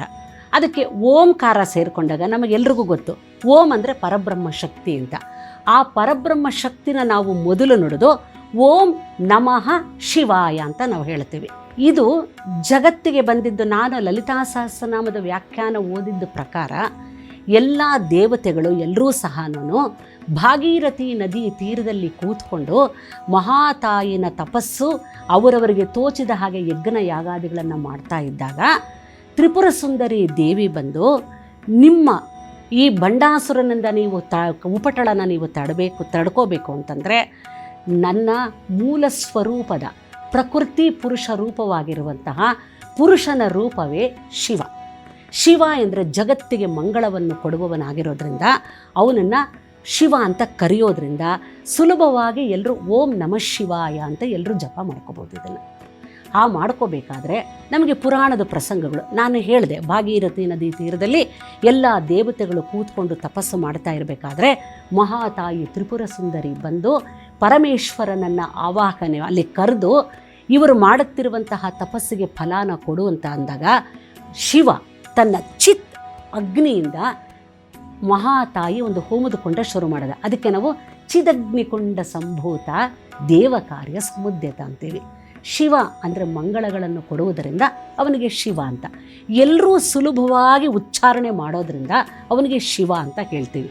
ಶಿವಪುರಾಣದ ಪ್ರಕಾರ ಪರಮೇಶ್ವರ ತ್ರಿಪುರಾಸುರನ ಸಂಹಾರ ಮಾಡೋಕ್ಕೆ ಅಂತ ಹೋದಾಗ ತ್ರಿಪುರಾಸುರನ ಸಂಹಾರಕ್ಕೆ ಇಡೀ ದೇವತೆಗಳು ಪರಮೇಶ್ವರನಿಗೆ ಸಹಾಯಕ್ಕೆ ಅಂತ ಬಂದರು. ಬ್ರಹ್ಮ, ವಿಷ್ಣು, ಇಂದ್ರಾದಿ ದೇವತೆಗಳೆಲ್ಲರೂ ಬಂದಾಗ ತನ್ನ ಓಂ ನಮಃ ಶಿವಾಯ ಮಂತ್ರನ ಎಲ್ರಿಗೂ ಉಪದೇಶ ಮಾಡಿದ. ಶಿವ ಅಂದರೆ ಮಂಗಳ. ಅಲ್ಲಿ ಶಿವಪುರಾಣದ ಪ್ರಕಾರ ಪರಮೇಶ್ವರನ ಬಾಯಿಂದೇ ಬಂದಿದ್ದೆ ಓಂ ನಮಃ ಶಿವಾಯ. ಅವರಿಗೆ ಹೇಳ್ದ, ನೀವು 7 ವರ್ಷವ 12 ವರ್ಷವ ಇಲ್ಲ 21 ವರ್ಷವ ನೀವು ಈ ಓಂ ನಮಃ ಶಿವಾಯ ಮಂತ್ರನ ಅನುಷ್ಠಾನ ಮಾಡಿಕೊಂಡು ನಿಮ್ಮ ಇಂದ್ರಿಯಗಳ ವ್ಯಾಪಾರಗಳನ್ನೆಲ್ಲ ನನ್ನಲ್ಲಿ ಇಟ್ಟಾಗ ತ್ರಿಪುರಾಸುರನ ಸಂಹಾರಕ್ಕೆ ನನ್ನ ಜೊತೆ ನೀವೆಲ್ಲರೂ ಬಂದಾಗ ತ್ರಿಪುರಾಸುರನ ಸಂಹಾರ ಸುಲಭವಾಗಿ ಮಾಡಬೇಕು ಅಂತ ಹೇಳಿದಾಗ ಎಲ್ಲ ದೇವಾನುದೇವತೆಗಳು ಪರಮೇಶ್ವರನ ಬಾಯಿಂದ ಬಂದಂತಹ ಓಂ ನಮಃ ಶಿವಾಯ ಆ ಒಂದು ಮಂತ್ರವನ್ನು ಹೇಳ್ತಾ ಭಗವಂತನ ಜಗತ್ತ ಕಲ್ಯಾಣಕ್ಕೆ ಸಹಾಯ ಮಾಡಿದ್ರು. ಹೀಗೆ ಓಂ ನಮಃ ಶಿವಾಯ ಬಂತು ಅಂತ ನನ್ನ ಒಂದು ಶಿವಪುರಾಣದ ಪ್ರಕಾರ ಓದಿರೋ ಪ್ರಕಾರ ನನ್ನ ಅಭಿಪ್ರಾಯ. ಶಿವರಾತ್ರಿಯ ದಿನ ಯಾರು ಓಂ ನಮಃ ಶಿವಾಯ ಅಂತ ನಾವು ಜಪ ಮಾಡ್ಕೋತೀವೋ ಪರಮೇಶ್ವರ ಅವರಿಗೆ ನಾವು ಏನಾದರೂ ಒಂದು ಮಾಡಿದ್ರೆ ಹೇಳೋದೇ ಹಾಗೆ, ನಮ್ಮ ಹಿಂದಿನ ಜನ್ಮದ ಪಾಪಗಳು ಅಷ್ಟೇ ಅಲ್ಲ, ನನ್ನ ಹಿಂದಿನ 7 ತಲೆಯ ಪಾಪಗಳು, ನನ್ನ ಮುಂದಿನ 7 ತಲೆಗಳು ಎಲ್ರಿಗೂ ಸಹ ನನ್ನ ಹಿಂದಿನ 7 ತಲೆಗೆ ಮುಕ್ತಿ ಸಿಕ್ಕತ್ತೆ, ಮುಂದಿನ 7 ತಲೆ ಭೋಗಭಾಗ್ಯಗಳಿಂದ ಇರ್ತಾರೆ ಅಂತ ನಾವು ಹೇಳ್ತೀವಿ. ಅದಕ್ಕೆ ಒಂದು ನಾಮಕ್ಕೆ ಅಷ್ಟು ಪವರ್ ಇದೆ, ಅಷ್ಟು ಶಕ್ತಿ ಇದೆ. ಇನ್ನೂ ಒಂದು ರೀತಿ ಶಕ್ತಿ ಬರುತ್ತೆ. ಅದಕ್ಕೆ ಶಕ್ತಿ ಅಂತಂದರೆ ನಾವು ರಾಮ ಅಂತ ನುಡಿತೀವಿ. ಆ ರಾಮ ಅಂತ ನುಡಿಬೇಕಾದ್ರೆ ನಮಃ ಶಿವಾಯ ಎನ್ನುವ ಒಂದು ಪದದಲ್ಲಿ ಮಕಾರನ ಅಲ್ಲಿ ತಗೊಂಡ್ರು, ಎರಡನೇದನ್ನು ತಗೊಂಡ್ರು. ಓಂ ನಮೋ ನಾರಾಯಣಾಯ ಅಂತ ಹೇಳಬೇಕಾದ್ರೆ ರಕಾರನ ಅಲ್ಲಿ ತಗೊಂಡು ರಕಾರ ಅಗ್ನಿಬೀಜ ಅಲ್ಲಿ ಎರಡನ್ನು ರಾಮ ಅಂತ ಹೇಳಿದಾಗ ಈ ಬಾಯಿ ರಾಮ ಅಂತ ನುಡಿದಾಗ ನಮ್ಮ ಪಾಪಗಳು ಬೆಂಕಿ ಥರ ಸುಟ್ಟು ಹೋಗುತ್ತೆ ಅಂತ ವ್ಯಾಖ್ಯಾನಕಾರರು ತಿಳಿದವರು ಹೇಳ್ತಾರೆ. ಹಾಗಾಗಿ ನಾವು ಶಿವರಾತ್ರಿ ದಿನ ಸುಲಭವಾಗಿರುವಂತಹ ಓಂ ನಮಃ ಶಿವಾಯ, ಓಂ ನಮಃ ಶಿವಾಯ, ಓಂ ನಮಃ ಶಿವಾಯ ನಮಗೆ ಎಷ್ಟು ಸಾಧ್ಯನೋ ಅದರಲ್ಲೂ ಮಕ್ಕಳಿಂದ ಮೊದಲುಗೊಂಡು ಮಕ್ಕಳಿಗೆ ಇವತ್ತಿನಿಂದಲೇ ನಾವು ಅದನ್ನು ಅಭ್ಯಾಸ ಮಾಡಿದಾಗ ಮುಂದೆ ದೊಡ್ಡವರಾದಾಗ ಅವರು ಓಂ ನಮಃ ಶಿವಾಯ ಅನ್ನೋದನ್ನು ಶಿವರಾತ್ರಿ ಬಂದಾಗ ನಮ್ಮ ಮನೇಲಿ ಆಚರಣೆ ಮಾಡ್ತಾ ಇದ್ರು ಅಂತ ಹೇಳಿಬಿಟ್ಟು ಅವರು ಮುಂದೆ ಅದನ್ನು ಆಚರಣೆ ಮಾಡ್ತಾರೆ. ಇದಕ್ಕೆ ಯಾಕೆ ಹೇಳ್ತಾ ಇದ್ದೀನಿ ಅಂತಂದರೆ ನನ್ನ ಮೊಮ್ಮಗ ಬಹಳ ಹಿಂದೂ ಧರ್ಮ, ಹಿಂದೂ ಪುರಾಣ ಅಂದರೆ ನನ್ನ ಮೊಮ್ಮಗನಿಗೆ ಬಹಳ ಆಸೆ. ಅದಕ್ಕೆ ಇವತ್ತು ಅವನು ಫೋನ್ ಮಾಡಿದಾಗ ಅಜ್ಜಿ ಏನು ಮಾಡಬೇಕು ನಾಳೆ ಅಂತ ಹೇಳಿದಾಗ ಅದಕ್ಕೆ ಹೇಳಿದೆ, ಬನ್ನಿ ಒಂದು ಜಪಮಾಲೆ ಹಿಡ್ಕೊಂಡು 3 ಸಲ 3 ಕಾಲದಲ್ಲೂ ಓಂ ನಮಃ ಶಿವಾಯ, ಓಂ ನಮಃ ಶಿವಾಯ ಅಂತ 108 ಜಪ ಮಾಡು ಅಂತಂದಾಗ ಇವತ್ತು ಅವನಿಗೆ ಬೀಜನ ಹಾಕಿದ್ರೆ ಅವನು ಮುಂದೆ ಅದನ್ನು ಮುಂದುವರಿಸ್ಕೊಂಡು ಹೋಗ್ತಾನೆ. ಅದಕ್ಕೆ ನಾವು ಮಕ್ಕಳಲ್ಲಿ ಇದ್ದಾಗಲೇ ಮಕ್ಕಳಿಗೆ ಇದನ್ನು ಹೇಳಿದ್ರೆ, ಓ ನಮ್ಮ ಅಜ್ಜಿ ಮುಂದೆ ಹೇಳಿದರು ಅಂತ ಮತ್ತೆ ಮುಂದುವರ್ಕೊಂಡು ಹೋಗ್ತಾರೆ. ಹಾಗೆ ನಮ್ಮ ಪರಂಪರೆ ಮುಂದುವರ್ಕೊಂಡು ಹೋಗುತ್ತೆ. ಅದಕ್ಕೆ ನಾಳೆ ಎಷ್ಟು ಸಾಧ್ಯನೋ ಮನಮಂದಿ ಎಲ್ಲ ಕೂತ್ಕೊಂಡು ಸತ್ಸಂಗಗಳಲ್ಲಿ ಕೂತ್ಕೊಂಡು, ಇಲ್ಲ ಎಲ್ಲಾದರೂ ನಾವು ಭಜನೆಗಳಿಗೆ ಹೋದಾಗ ಅಲ್ಲೆಲ್ಲ ಓಂ ನಮಃ ಶಿವಾಯ ಓಂ ನಮಃ ಶಿವಾಯ ಅಂತ ನುಡಿದಾಗ ನಮ್ಮ ಪಾಪಗಳು ಕಳೆದು ಭಗವಂತ ನಮಗೆ ಪುಣ್ಯನ ಕೊಡ್ತಾನೆ ಅನ್ನೋದು ಶತಸಿದ್ಧ. ಇದರಲ್ಲಿ ಅನುಮಾನವೇ ಇಲ್ಲ. ಶಿವನನ್ನು ಭೋಲೇ ಶಂಕರ ಅಂತ ಕರಿತೀವಿ. ಭಾಗವತದಲ್ಲಿ ಶಿವನನ್ನು ಆಶುತೋಷ ಅಂತ ಕರಿತೀವಿ. ಆಶುತೋಷ ಅಂತಂದರೆ ಬಹಳ ಬೇಗ ವರಗಳನ್ನು ಕೊಡೋನು. ನೀವು ನೋಡಿ, ತಪಸ್ಸು ಮಾಡೋದು ಎಲ್ಲರೂ ಶಿವನನ್ನೇ ತಪಸ್ಸು ಮಾಡ್ತಾರೆ, ಇಲ್ಲ ಬ್ರಹ್ಮನನ್ನೇ ತಪಸ್ಸು ಮಾಡ್ತಾರೆ. ನಾರಾಯಣನ ಯಾರೂ ತಪಸ್ಸು ಮಾಡೋದಿಲ್ಲ ಬೇಗ. ನಾರಾಯಣ ಸ್ಥಿತಿಕಾರಕ. ಇವರು ತಪಸ್ಸು ಕೊಟ್ಟು, ಯಾಕೆಂದರೆ ತಪಸ್ಸು ಮಾಡ್ದಾದ್ಮೇಲೆ ವರ ಕೊಡಲೇಬೇಕು. ಅವನೇನಾದರೂ ಕೆಲಸ ಮಾಡ್ದಾದ್ಮೇಲೆ ಅದು ಕೂಲಿ ಕೊಡಲೇಬೇಕು. ಅದೇ ರೀತಿ ತಪಸ್ಸು ಮಾಡ್ದಂದ್ರೆ ವರ ಕೊಡಲೇಬೇಕು. ಅವನು ರಾಕ್ಷಸನ ಮನುಷ್ಯನು, ಅದು ಲೆಕ್ಕ ಇಲ್ಲ. ಇವರು ಶಿವ ಬ್ರಹ್ಮ ತಪಸ್ಸು ಕೊಟ್ಟರೆ ಅದರಿಂದ ಮುಂದೆ ಬರುವಂತಹ ಪರಿಣಾಮಗಳಿಗೆ ಸ್ಥಿತಿಕಾರಕನಾದಂತಹ ನಾರಾಯಣ ಹೋಗ್ತಾನೆ. ಒಂದು ಸಾಲ ಇವನು ಆಶುತೋಷ ಅಂದಲ್ವ, ಬಹಳ ಬೇಗ ವರಗಳನ್ನು ಕೊಡುವಂಥವನು. ಇಂತಹ ಆಶುತೋಷನ್ನು ಪಾರ್ವತಿ ಒಂದು ಸಲ ಪ್ರಶ್ನೆ ಮಾಡ್ತಾಳೆ, ಪರಮಾತ್ಮ ನೀನನ್ನು ಸ್ಮಶಾನವಾಸಿ ಅಂತ ಕರೀತಾರಲ್ವಾ, ಭೂತ ಪ್ರೇತಗಳೆಲ್ಲ ನಿನ್ನ ಗಣಗಳು ಅಂತ ಕರೀತಾರಲ್ವಾ, ನೀನು ಸ್ಮಶಾನವಾಸಿ ಯಾಕಾದೆ ಅಂತ ಪಾರ್ವತಿ ಕೇಳ್ತಾಳೆ. ಆಗ ಪರಮೇಶ್ವರ ಹೇಳ್ತಾನೆ, ಪರಮೇಶ್ವರನಿಗೆ ಭೂತಗಣಗಳು ಅವನಿಂದ ಬಂದವು ಅನ್ನೋದಕ್ಕೆ ಭಾಗವತದಲ್ಲಿ ಒಂದು ಪ್ರಸಂಗ ಇದೆ. ಭಾಗವತ 2ನೇ ಸ್ಕಂದ 3ನೇ ಅಧ್ಯಾಯನ ತಗೊಂಡ್ರೆ, ಬ್ರಹ್ಮ ಸೃಷ್ಟಿ ಮಾಡಬೇಕಾದ್ರೆ ತಾನು ಬಹಳ ಆನಂದವಾಗಿ ಇದ್ದಾಗ ಸೃಷ್ಟಿಯಾದಂಥವರೇ ಸನಕ, ಸನಂದನ, ಸನಾತನ, ಸನತ್ಕುಮಾರ. ಸೃಷ್ಟಿನ ಮುಂದುವರಿಸಿ ಅಂತ ಹೇಳ್ದ. ನನಗಾಗಲ್ಲ, ನಾವು ನಾರಾಯಣನ ಆರಾಧನೆ ಮಾಡ್ತೀವಿ ಅಂತ ವೈಕುಂಠಕ್ಕೆ ಕೊಟ್ಟಿದ್ರು. ಬ್ರಹ್ಮನಿಗೆ ಒಂದು ರೀತಿ ಕಳವಳ ಆಯಿತು, ಸೃಷ್ಟಿ ಹೇಗೆ ಮುಂದುವರಿಯೋದು ಅಂತ. ಮನಸ್ಸಿನಲ್ಲಿ ದುಃಖ ಇದ್ದಾಗ ಅದು ಕಣ್ಣಿನ ಹುಬ್ಬು ಗಂಟಿಕ್ಕುವ ರೀತಿಯಲ್ಲಿ ಬಂದಾಗ ಅಲ್ಲಿಂದ ಬಂದವನೇ ರುದ್ರ. ರುದ್ರನಿಗೆ ಹೇಳ್ತಾನೆ, ನೀನು ಸೃಷ್ಟಿನ ಮುಂದುವರಿಸು ಅಂತ. ಸರಿ, ರುದ್ರ ಮುಂದುವರಿಸ್ದ. ರುದ್ರ ಮುಂದುವರಿಸಿದ್ದು ಹೇಗಪ್ಪ ಅಂತಂದರೆ, ಏನು ಇಡೀ ಬ್ರಹ್ಮಾಂಡ ಎಲ್ಲ ಭೂತ ಪ್ರೇತ ಗಣಗಳಿಂದ ತುಂಬಿ ಹೋಯಿತು. ಎಲ್ಲೆಲ್ಲಿ ನೋಡಿದ್ರು ತಯ್ಯ ತಕ್ಕ ಅಂತ ಕುಣಿಯೋರು ಶುರುವಾಗೋದ್ರು. ಬ್ರಹ್ಮ ಹೇಳಿದ್ರೆ, ಅಯ್ಯೋ ಅಷ್ಟು ನಿಲ್ಲಿಸು ಸೃಷ್ಟಿನ ಅಂತ. ಅಲ್ಲಿಗೆ ರುದ್ರನಿಂದ ಬಂದಂತಹವರು ಭೂತ ಪ್ರೇತ ಗಣಗಳು ಬಂದವು. ಇವರು ಎಲ್ಲರೂ ಸಹನೂ ಸ್ಮಶಾನದಲ್ಲಿ ಪರಮೇಶ್ವರನ ಜೊತೆ ಇರ್ತಾರೆ ಅಂತ ನಾವು ಹೇಳ್ತೀವಿ. ಇದೇ ಪ್ರಶ್ನೆನ ಪಾರ್ವತಿ ಕೇಳಿದಾಗ ಪರಮೇಶ್ವರ ಹೇಳ್ತಾನೆ, ಪಾರ್ವತಿ, ಮನುಷ್ಯ 70 ವರ್ಷ 80 ವರ್ಷ 90 ವರ್ಷ ತಾನು ಈ ದೇಹ ಅಂತ ನಂಬಿಕೊಂಡು ತನ್ನವರಿಗೆ ಅಂತ ಹೇಳಿಬಿಟ್ಟು ಜೀವನ ಪೂರ್ತಿ ದುಡಿತಾನೆ. ಆದರೆ ಮನುಷ್ಯ, ಅದು ಸ್ತ್ರೀ ಆಗಬೇಕಾದ್ರೂ ಹೋಗ್ಬೋದು, ಪುರುಷ ಬೇಕಾದರೂ ಹೋಗ್ಬೋದು, ಈ ದೇಹನ ಬಿಟ್ಟು ಹೋಗಬೇಕಾದ್ರೆ ಯಾರನ್ನು ತನ್ನವರು ಅಂತ ಅಂದುಕೊಂಡಿರ್ತಾನೋ ಯಾರೂ ಸಹ ಅವನ ಜೊತೆ ಬರೋದಿಲ್ಲ. ಅವನನ್ನು ಸ್ಮಶಾನದ ತನಕ ಕರ್ಕೊಬಂದು ಮಕ್ಕಳು ಅವನನ್ನು ಬೆಂಕಿ ಮೇಲೆ ಸುಟ್ಟ ತಕ್ಷಣ ಎಲ್ಲರೂ ಹಿಂದಕ್ಕೆ ಕೊಟ್ಟೋಗ್ತಾರೆ.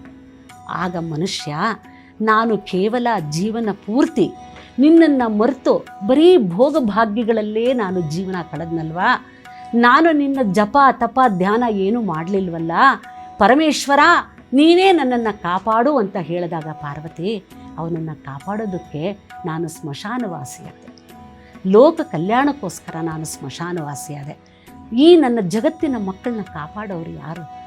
ಆದ್ದರಿಂದ ಇವತ್ತು ಯಾರು ಈ ದೇಹ ಬಿಟ್ಟು ಈ ಸ್ಮಶಾನಕ್ಕೆ ಬರ್ತಾರೋ ಅವರಿಗೆಲ್ಲ ಜೊತೆಯಾಗಿ ಅವರನ್ನು ಸಾಂತ್ವನ ಮಾಡೋದಕ್ಕೋಸ್ಕರ ನಾನು ಈ ಸ್ಮಶಾನದಲ್ಲಿ ಇರ್ತೀನಿ ಅಂತ ಇದನ್ನು ತೆಲುಗು ವ್ಯಾಖ್ಯಾನಕಾರರು ಬಹಳ ಮನೋಜ್ಞವಾಗಿ ಹೇಳ್ತಾರೆ. ಇದು ನನಗೆ ಬಹಳ ಇಷ್ಟವಾದಂತಹ ಪ್ರಸಂಗ. ನನ್ನವರು ತನ್ನವರು ಎಲ್ಲರೂ ನಾವು ಕಳ್ಕೊಂಡಾಗ ಅಲ್ಲಿ ಪರಮೇಶ್ವರ ಒಬ್ಬ ನಮ್ಮ ಕೈ ಹಿಡಿತಾನೆ. ಅದಕ್ಕೋಸ್ಕರನೇ ಪರಮೇಶ್ವರ ಸ್ಮಶಾನವಾಸಿ. ಇನ್ನೂ ಒಂದು ಕಥೆ ಪ್ರಕಾರ ನಮಗೆಲ್ರಿಗೂ ಗೊತ್ತು, ವಿಶ್ವಾಮಿತ್ರ ವಸಿಷ್ಠರು ಇಬ್ಬರು ಒಂದು ಪಂಥ ಹೂಡಿ ಹರಿಶ್ಚಂದ್ರ ಮಹಾರಾಜ ಮುಂದೆ ಅವನಿಗೆ ಎಷ್ಟೋ ಕಷ್ಟ ಕಾರ್ಪಣ್ಯಗಳಿಗೆ ಒಳಗಾಗಿ, ಇವತ್ತು ಯಾರೋ ವ್ಯಾಖ್ಯಾನ ಹೇಳ್ತಾಯಿದ್ರು ಯಾಕೆ ಕಷ್ಟ ಕಾರ್ಪಣ್ಯಗಳಿಗೆ ಒಳಗಾದ ಅಂತಂದರೆ, ಶನಿ ಮಹಾತ್ಮ ಅವನ ಜನ್ಮರಾಶಿಗೆ ಬಂದಿದ್ದ 7 ವರ್ಷ ಅಂತ ನಾವು ಹೇಳ್ತೀವಲ್ವ. ಆ 7 ವರ್ಷವೂ ಹರಿಶ್ಚಂದ್ರ ಮಹಾರಾಜ ಬಹಳ ಕಷ್ಟಪಟ್ಟ. ಹರಿಶ್ಚಂದ್ರ ಮಹಾರಾಜ ಕೊನೆಗೆ ಸ್ಮಶಾನ ಕಾಯಕ್ಕೂ ಹೋದ. ಒಬ್ಬ ರಾಜನಾಗಿನಂತವನು ಸ್ಮಶಾನ ಕಾಯಕ್ಕೆ ಹೋದ. ಕೊನೆಗೆ ಅವನಿಗೆ ಶಾಪ ವಿಮೋಚನೆ ಆದಾಗ, ಅಂದರೆ ಶಾಪ ವಿಮೋಚನೆ ಅಂದರೆ ವಿಶ್ವಾಮಿತ್ರರು ಅವನ ಮೇಲೆ ಅನುಗ್ರಹ ಮಾಡಿದಾಗ ಅವನು ಸ್ಮಶಾನದಿಂದ ಮತ್ತೆ ತನ್ನ ರಾಜ್ಯಕ್ಕೆ ಹೋದ. ಅವನು ಹರಿಶ್ಚಂದ್ರ ಸ್ಮಶಾನದಲ್ಲಿ ಕಾವಲು ಇರಬೇಕಾದ್ರೆ ಪಾರ್ವತಿ ನನ್ನನ್ನು ಬಹಳ ರೀತಿಯಲ್ಲಿ ಆರಾಧನೆ ಮಾಡಿ ಅವನು ಸ್ಮಶಾನದಲ್ಲಿ ಅವನು ಏನೇನು ಅಲ್ಲಿ ಕಾರ್ಯನಿರ್ವಹಿಸಿದ್ನೋ ಎಲ್ಲವನ್ನು ಶಿವಾರ್ಪಣ ಮಸ್ತು ಅಂತ ಹೇಳಿಬಿಟ್ಟು ಅರ್ಪಿಸ್ತಾ ಇದ್ದ. ಹರಿಶ್ಚಂದ್ರ ರಾಜ್ಯಕ್ಕೆ ಹೋದ್ಮೇಲೆ ಸ್ಮಶಾನನ ಕಾವಲು ಕಾಯಬೇಕಾಗಿರೋದು ನನ್ನ ಕೆಲಸ ಅಲ್ವ ಪಾರ್ವತಿ. ಆದ್ದರಿಂದ ಜೀವಿಗಳ ರಕ್ಷಣೆಗಾಗಿ ಈ ದೇಹನ ಬಿಟ್ಟು ಬಂದಂತಹ ಜೀವಿಗಳಿಗೆ ಸಾಂತ್ವನ ಮಾಡೋಕ್ಕೋಸ್ಕರ ನಾನು ಸ್ಮಶಾನದಲ್ಲೇ ಇರ್ತೀನಿ. ನನ್ನ ಭೂತ ಪ್ರೇತ ಗಣಾದಿಗಳೆಲ್ಲವೂ ನನ್ನವೇ, ಅದಕ್ಕೋಸ್ಕರ ಅವರೂ ಸಹ ಅಲ್ಲಿ ನನ್ನ ಜೊತೆ ಇರ್ತಾರೆ ಅಂತ ಪಾರ್ವತಿ ಪರಮೇಶ್ವರನಿಗೆ ಹೇಳಿದಂತಹ ಸ್ಮಶಾನವಾಸಿಯಾದಂತಹ ಪರಮೇಶ್ವರನ ಕಥೆ ಅಂತ ಇದು ವ್ಯಾಖ್ಯಾನಕಾರರು ಹೇಳಿದ್ದು. ಜಗತ್ತನ್ನು ನಡೆಸೋರು ಬ್ರಹ್ಮ, ವಿಷ್ಣು, ಮಹೇಶ್ವರ. ನಮಗೆ ಎಲ್ರಿಗೂ ಗೊತ್ತು ಸೃಷ್ಟಿ, ಸ್ಥಿತಿ, ಲಯ. ನಾವು ಪುರಾಣದ ಕಥೆಗಳನ್ನ ಹೇಳಬೇಕಾದ್ರೆ ಇವರು ಒಬ್ರಿಗೊಬ್ಬರು ನಾನೇ ದೊಡ್ಡವರು ಅಂತ ಹೇಳ್ತಾರೆ ಅಂತ ನಾವು ಹೇಳ್ತೀವಿ. ಬಟ್ ಪುರಾಣನಷ್ಟು ಹಗುರವಾಗಿ ನಾವು ತಗೋಬಾರ್ದು. ಒಮ್ಮೆ ಬ್ರಹ್ಮ, ವಿಷ್ಣು ಇಬ್ಬರೂ ಸಹ ನನ್ನ ಸೃಷ್ಟಿ ಕಾರ್ಯ ದೊಡ್ಡದು, ನನ್ನ ಸ್ಥಿತಿ ಕಾರ್ಯ ದೊಡ್ಡದು ಅಂತ ಚರ್ಚೆ ಮಾಡ್ತಾ ಇದ್ದಾರೆ. ಈ ಪ್ರಸಂಗ ಸೂತ ಪುರಾಣಿಕರು ನೈಮಿಷಾರಣ್ಯದಲ್ಲಿ ಶೌನಕಾದಿ ಮಹರ್ಷಿಗಳಿಗೆ ಹೇಳ್ತಾರೆ. ಇದು ಶಿವಪುರಾಣದಲ್ಲಿ ಬರುವಂತಹ ಪ್ರಸಂಗ. ಶೌನಕಾದಿ ಮಹರ್ಷಿಗಳಿಗೆ ಹೇಳಬೇಕಾದ್ರೆ ಸೂತ ಪುರಾಣಿಕರು ಇದನ್ನು ನಂದಿಕೇಶ್ವರ, ಸನಕ, ಸನಂದನ, ಸನತ್ಕುಮಾರ ಋಷಿಗಳಿಗೆ ಹೇಳಿದ ಅಂತ ಶಿವಪುರಾಣ ಹೇಳುತ್ತೆ. ಒಮ್ಮೆ ಇಬ್ಬರು ಮಹಾವಿಷ್ಣು, ಬ್ರಹ್ಮ ಇಬ್ಬರು ಸೃಷ್ಟಿ ದೊಡ್ಡದು, ಸ್ಥಿತಿ ದೊಡ್ಡದು ಅಂತ ಹೇಳಿಬಿಟ್ಟು ಚರ್ಚೆ ಮಾಡ್ತಾ ಇರಬೇಕಾದ್ರೆ ಅವರ ಇಬ್ಬರ ಮಧ್ಯದಲ್ಲಿ ಒಂದು ಅಗ್ನಿಲಿಂಗ ಎದ್ದೇಳುತ್ತೆ. ಇದೇ ಅಗ್ನಿಲಿಂಗನೇ ನಾವು ರುದ್ರ ಅಂತ ಹೇಳೋದು. ಆ ಅಗ್ನಿಲಿಂಗ ಎದ್ದಾಗ ಪರಮೇಶ್ವರ ಇಬ್ಬರಿಗೂ ಆ ಕಡೆ ಈ ಕಡೆ, ಮಹಾವಿಷ್ಣು ಬ್ರಹ್ಮ ಇಬ್ಬರು ಅಗ್ನಿಲಿಂಗಕ್ಕೆ ಸೇವೆ ಮಾಡ್ತಾರೆ. ಪರಮೇಶ್ವರ ಹೇಳ್ತಾನೆ, ನೀವಿಬ್ಬರು ಸೃಷ್ಟಿ ದೊಡ್ಡದು, ಸ್ಥಿತಿ ದೊಡ್ಡದು ಅಂತ ಹೇಳ್ತಿರೋದ್ರಿಂದ ಈ ಲಿಂಗ, ನೀವು ಬ್ರಹ್ಮ ಮಹಾವಿಷ್ಣು, ನೀನು ಅದರ ಕೆಳಗಡೆ ಹೋಗು, ಬ್ರಹ್ಮ ನೀನು ಅದರ ಮೇಲ್ಗಡೆ ಭಾಗ ನೋಡ್ಕೊಂಬ ಅಂತ ಹೇಳಿದಾಗ ಇಬ್ಬರು ಹೊರಟರು. ಇದನ್ನು ನಾವು ರುದ್ರದಲ್ಲಿ ಆ ಪಾತಾಳ ನಭಸ್ಥಲ ಅಂತ ಭುವನ ಬ್ರಹ್ಮಾಂಡ ಮಾವಿಸ್ಫುರತು ಜ್ಯೋತಿಸ್ಫಾಟಿಕ ಲಿಂಗ ಮೌಳಿ ವಿಲಸತ್ ಜ್ಯೋತಿಸ್ಫಾಟಿಕ ಲಿಂಗ ಮೌಳಿ ವಿಲಸತ್. ಅಲ್ಲಿಂದ ಮುಂದೆ ಇದನ್ನು ಧ್ಯಾನ ಶ್ಲೋಕವಾಗಿ ಬರುತ್ತೆ. ಆ ಪಾತಾಳದಿಂದ ಸ್ವರ್ಗದ ತನಕ, ಮೇಲಿನ ಲೋಕದ ತನಕ ವ್ಯಾಪಿಸಿರುವಂತಹ ಈ ಲಿಂಗನ ನೋಡೋದಕ್ಕೆ ಅಂತ ಮಹಾವಿಷ್ಣು ವರಾಹ ರೂಪಿಯಿಂದ ಕೆಳಗೋದ. ಬ್ರಹ್ಮ ಹಂಸವಾಹನನಾಗಿ ಮೇಲಕ್ಕೆ ಹೋದ. ಹಂಸವಾಹನನಾಗಿ ಮೇಲಕ್ಕೆ ಹೋದ, ಎಷ್ಟು ಹೋದರೂ ಲಿಂಗ ಕಾಣಲಿಲ್ಲ. ಮಹಾವಿಷ್ಣು ವರಾಹ ರೂಪದಿಂದ ಹೋದ, ಅದರ ಆದಿ ಕಾಣಲಿಲ್ಲ. ಕೊನೆಗೆ ಮಹಾವಿಷ್ಣು ನನಗಿದು ಕಾಣಲಿಲ್ಲ ಅಂತ ಹೇಳಿಬಿಟ್ಟು ತಾನು ವಾಪಸ್ ಬಂದ. ಆದರೆ ಬ್ರಹ್ಮ ಏನು, ತಾನು ಮಹಾವಿಷ್ಣುಗಿಂತ ದೊಡ್ಡವನ ಅನ್ನಿಸ್ಕೋಬೇಕು ಅಂತ ಹೇಳಿ ಅದರದ್ದು ಮೂಲ ಕಾಣದೇ ಇದ್ದಾಗ ಮೇಲಿಂದ ಒಂದು ತಾಳೆ ಹೂವು ಬೀಳ್ತಾ ಇತ್ತು, ಒಂದು ಹಸು ಬರ್ತಾ ಇತ್ತು. ತಾಳೆ ಹೂವು ಹೇಳ್ತಾನೆ, ನೀನು ಎಲ್ಲಿಂದ ಬರ್ತಾ ಇದೀಯ ಅಂತ. ನಾನು ಮೇಲಿಂದ ಬರ್ತಾ ಇದ್ದೀನಿಂದ. ಈ ಲಿಂಗದ ಮೇಲ್ಭಾಗ ನೀನು ನೋಡಿದೀಯಾ ಅಂತ ಹೇಳಿದ್ರೆ, ಆಗ ತಾಳೆ ಹೂವು ಮೇಲ್ಗಡೆ ಭಾಗ ಇದೆ ಅಂತ ಹೇಳಿದಾಗ ಬ್ರಹ್ಮ ಹೇಳ್ತಾನೆ, ನಾನು ಹೋಗಿ ಶಿವನ ಹತ್ರ ನಾನು ಈ ಲಿಂಗದ ಮೇಲಿನ ಭಾಗದ ತನಕ ನೋಡಿದೆ ಅಂತ ಹೇಳ್ತೀನಿ. ಹೇ ಕಾಮಧೇನು, ಹೇ ಪುಷ್ಪ, ನೀವಿಬ್ಬರೂ ಸಹ ನನಗೆ ಸಾಕ್ಷಿ ಹೇಳಿ ಅಂತಂದ ಕೇದಿಗೆ ಪುಷ್ಪಕ್ಕೆ. ಬ್ರಹ್ಮ ಅವರೆಲ್ಲ ಬಂದರು, ಮಹಾವಿಷ್ಣು ಬಂದ. ಮಹಾವಿಷ್ಣು ಹೇಳ್ದ, ನನಗೆ ಇದರ ಕೆಳಗಿನ ಪಾತಾಳದ ಆದಿಭಾಗ ನನಗೆ ಸಿಕ್ಕಲಿಲ್ಲ ಅಂತ ಒಪ್ಕೊಂಡ. ಆದರೆ ಬ್ರಹ್ಮ ಅಂತ್ಯಭಾಗ ಸಿಕ್ಕಲಿಲ್ಲ ಅಂತ ಒಪ್ಕೊಳ್ಳದೆ, ನಾನು ನೋಡಿದ್ದಕ್ಕೆ ಸಾಕ್ಷಿ ಈ ತಾಳೆ ಹೂವು, ಈ ಕಾಮಧೇನು ಅಂತ ಹೇಳಿದೆ. ಪರಮೇಶ್ವರನಿಗೆ ಗೊತ್ತಾಯಿತು ಬ್ರಹ್ಮ ನೋಡಿಲ್ಲ. ಏಕೆಂದರೆ ಸತ್ಯ ಬಾಯಿಂದ ಬರಬೇಕಾದ್ರೆ ಕಣ್ಣಿಂದ ನೋಡಿದರೆ ಒಂದು ರೀತಿ ಬರುತ್ತೆ, ಇಲ್ಲ ಅಂತಂದರೆ ಒಂದು ರೀತಿ ಬರುತ್ತೆ. ಆಗ ತಾಳೆ ಹೋಗಿ ಹೇಳ್ದ, ನೀನು ಬ್ರಹ್ಮ ನೋಡದೆ ಹೋದರೂ ಸಹ ನೀನು ಸುಳ್ಳು ಸಾಕ್ಷಿ ಹೇಳಿದ್ದಕ್ಕೆ ನೀನು ನನ್ನ ಪೂಜೆಗೆ ಅರ್ಹ ಅಲ್ಲ ಅಂತ ಪರಮಾತ್ಮ ಹೇಳ್ದ.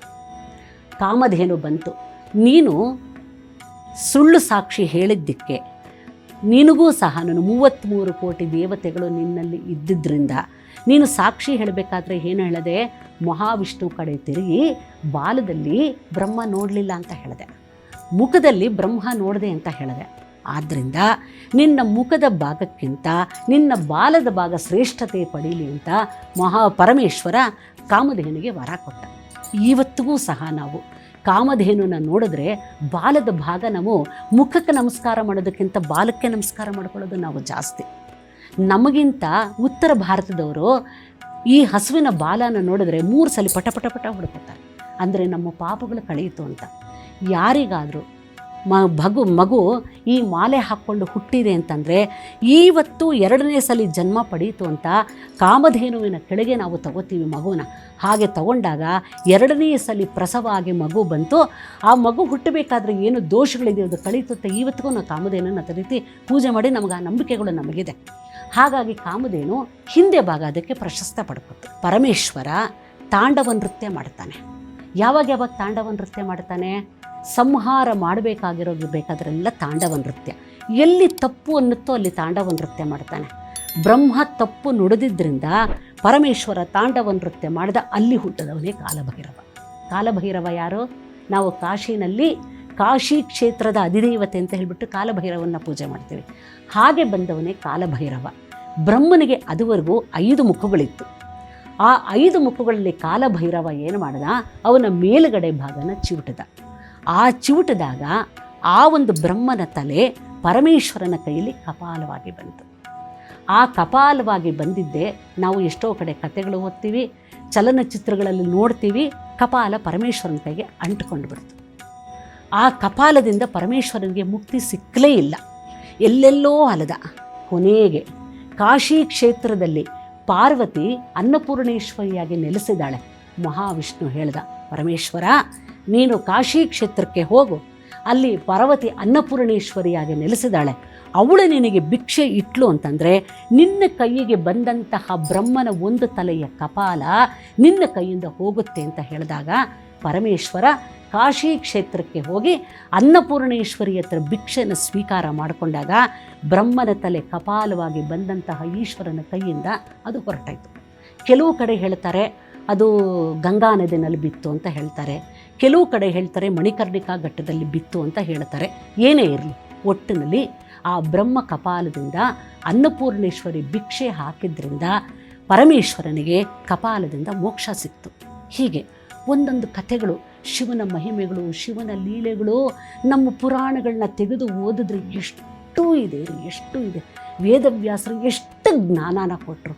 ಇವನ್ನೆಲ್ಲವನ್ನೂ ಸಹ ವೇದವ್ಯಾಸರು ನಮಗೆ ಕೊಟ್ಟಿರೋದ್ರಿಂದ ಇದನ್ನು ನಾವು ಸತ್ಯ ಅಂತ ಒಪ್ಕೋಬೇಕು. ಯಾಕಂದ್ರೆ ನಾನು ನೋಡಿಲ್ಲ, ನೀವು ನೋಡಿಲ್ಲ, ಜ್ಞಾನವಂತರು ಕೊಟ್ಟಿದ್ದಾರೆ. ಯಾರೋ ಹೇಳಿದ್ರು ಅಮೇರಿಕಾನಲ್ಲಿ ನನ್ನ ಮಗ ಇದ್ದಾನೆ, ಅಮೇರಿಕ ಹೀಗಿದೆ ಹಾಗಿದೆ ಅಂತ ಹೇಳಿದಾಗ ಅಮೇರಿಕ ನೋಡದೇ ಇರೋ ನಾವು ಹೇಗೆ ನಂಬುತ್ತೀವೋ, ನಾವು ನೋಡದೇ ಇರುವಂತಹ ಈ ಪುರಾಣದ ಕಥೆಗಳನ್ನ ವೇದವ್ಯಾಸರು ನಮಗೆ ಕೊಟ್ಟಿರೋದ್ರಿಂದ ಇದು ಶತಸಿದ್ಧ ಸತ್ಯವೇ. ಇದನ್ನು ನಾವು ನಮ್ಮ ಜೀವನದಲ್ಲಿ ಚಿಕ್ಕಂದಿನಿಂದಲೇ ನಮ್ಮ ಮಕ್ಕಳಿಗೆ ಚಿಕ್ಕ ಪ್ರಸಂಗಗಳನ್ನ, ಈ ಕಥೆಗಳನ್ನ ಹೇಳ್ಕೊಂಡು ಬಂದಾಗ ನಾವು ಶಿವರಾತ್ರಿಯ ದಿನ ಶಿವನ ಮಹಿಮೆಗಳನ್ನ, ಶಿವನ ಲೀಲೆಗಳನ್ನ, ಶಿವನದು ಯಾಕೆ ಅವನಿಗೆ ರುದ್ರಾಭಿಷೇಕ ಮಾಡಬೇಕು, ರುದ್ರ ಅಂದರೆ ಯಾರು, ಇವುಗಳನ್ನೆಲ್ಲ ನಾವು ತಿಳಿಸ್ಕೊಂಡು ಹೋದಾಗ ನನ್ನ ಹಿಂದೂ ಧರ್ಮ, ನಮ್ಮ ಹಿಂದೂ ಧರ್ಮ ಮುಂದಿನ ಜನಾಂಗಕ್ಕೆ ಈ ಕಥೆಗಳನ್ನ ತಿಳ್ಕೊಳ್ಳೋದ್ರಲ್ಲಿ ಎರಡನೇ ಮಾತೇ ಇಲ್ಲ ಅಂತ 18ನೇ ಅಧ್ಯಾಯದಲ್ಲಿ ಭಗವಂತ ಹೇಳ್ತಾನೆ, ನೀನು ಮಾಡುವ ಕೆಲಸಗಳನ್ನು ಮಾಡು, ಮಿಕ್ಕಿದ್ದೆಲ್ಲ ನಿನಗೆ ಕೃಷ್ಣಾರ್ಪಣನು, ಅದನ್ನು ನಾನು ನೋಡ್ಕೋತೀನಿ ಅಂತ ಭಗವಂತ ಹೇಳಿದಾಗೆ ಓಂ ನಮಃ ಶಿವಾಯ ಅಂತ ಹೇಳಿ ಜಾಗರಣೆ ಮಾಡಿ ಯಾರಿಗೆ ಎಷ್ಟೆಷ್ಟು ಸಾಧ್ಯನೋ ಉಪವಾಸ ಮಾಡಿ ಎಲ್ಲರೂ ಸಹ ಪುಣ್ಯವನ್ನು ಗಳಿಸ್ಕೊಂಡು ನಾವು ಸಹ ಭಗವಂತನ ಸನ್ನಿಧಾನದಲ್ಲಿ ಸೇರೋಣ ಅಂತ ಹೇಳ್ತಾ, ಹಾಗೆ ನನ್ನದು ಒಂದು ಮನವಿ, ಪ್ರತಿಯೊಬ್ಬರೂ ಸಹ ನಾಳೆ ಜಾಗರಣೆ ಎಲ್ಲ ಮಾಡಬೇಕಾದ್ರೆ ನನ್ನ ದೇಶ, ನನ್ನ ರಾಜ್ಯ, ನನ್ನ ಜನ ಎಲ್ಲರೂ ಸುಭಿಕ್ಷವಾಗಿರಲಿ, ನನ್ನ ದೇಶ ಬಹಳ ಒಳ್ಳೆ ಮಟ್ಟದಲ್ಲಿ ಮುಂದಕ್ಕೆ ಲೋಕಗುರು ಆಗುವಂತಹ ಸ್ಥಾನಕ್ಕೆ ಹೋಗಲಿ ಅಂತ ಎಲ್ಲರೂ ಸಂಕಲ್ಪ ಮಾಡಿಕೊಂಡು ಶಿವರಾತ್ರಿನ ಆಚರಣೆ ಮಾಡೋಣ ಅಂತ ಕೇಳ್ತಾ, ಇಷ್ಟಿಗೆ ನನ್ನ ಶಿವ ಅಂದರೆ ಯಾರು, ಶಿವರಾತ್ರಿ ಅಂದರೆ ಏನು, ಜಾಗರಣೆ ಅಂದರೆ ಏನು, ಉಪವಾಸ ಅಂದರೆ ಏನು, ಭಗವಂತ ನನ್ನಲ್ಲಿ ಏನು ನುಡಿಸಿದಾನೋ ಅದನ್ನು ನುಡಿದಿದ್ದೀನಿ. ಶಿವಾರ್ಪಣ ಮಸ್ತು.